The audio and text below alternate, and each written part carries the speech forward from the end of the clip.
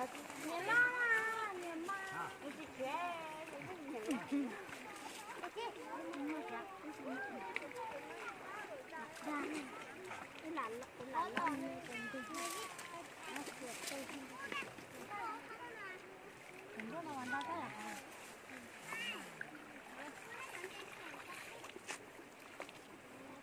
cơ mà. Wow. Sao thì được? Có cái gì? Sao thì luôn nhỉ? Có mua nào? Nhân nhiều có lọ ao.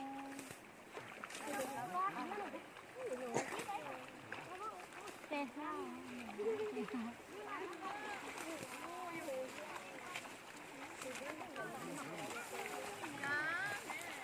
Đâu còn lại cái gì nữa. Mà lan còn nó ta. Bà sao đây nó đó bà. Đâu. Nè.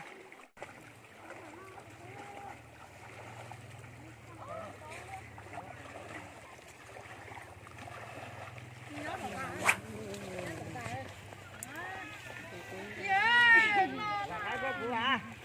Đó, cái chỗ đó. Cái lên rồi nó. Cái có muốn cho thao. Có bỏ khâu nó của sọ đó. Có bỏ đấy họ đó đấy mua. Cái này phải tao hả? Bỏ tao nó có lò thúc lại có bỏ cái họ đó hả con?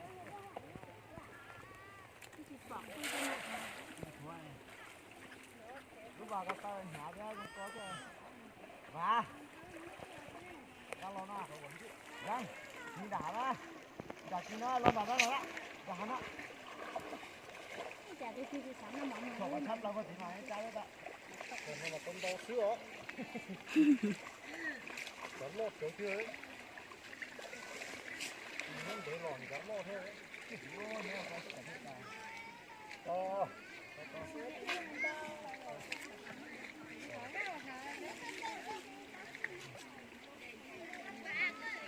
Cầm nhật bánh đấy chứ ê.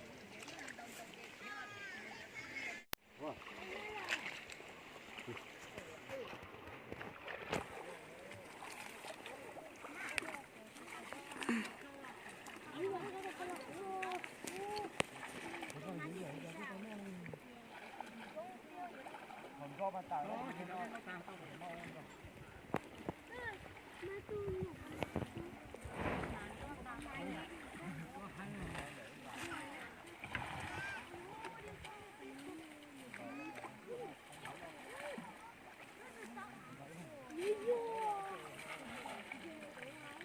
Nè, cái to đây.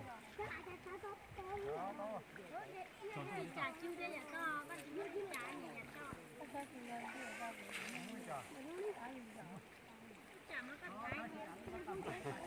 Liền chưa? Lại nó lại tiền.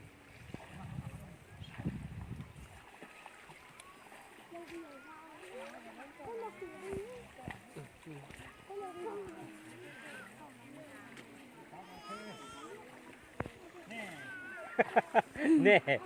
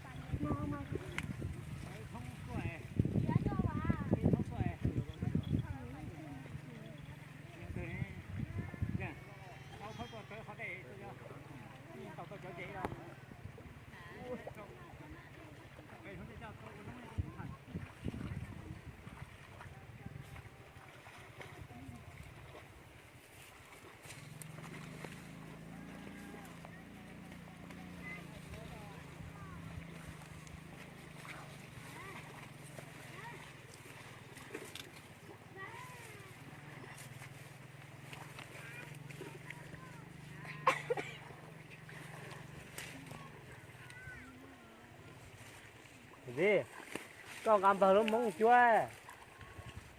con cầm bờ mông chúa nhỏ nó đi nét quý nè à cho phải cái đèn bà à chứ nó sẽ đặt nhau để cho nó mà nó còn bờ lúa chúa mà thì à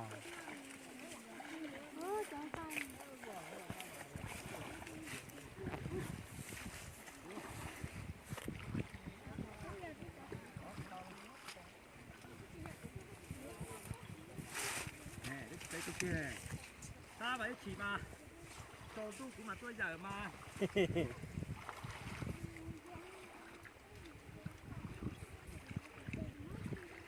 cho tu cũng mà tôi giờ mà chơi tôi chả tôn tâu có thủ một cái gì ta Dần của họ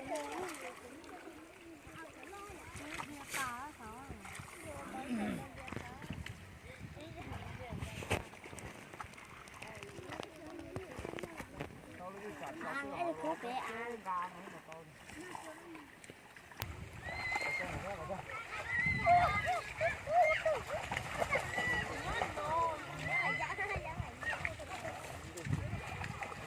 nó có to đây gì đâu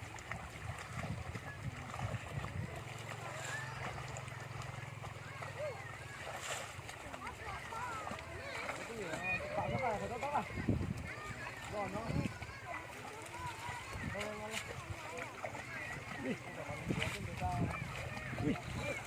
từ từ tỏ em mò tỏ coi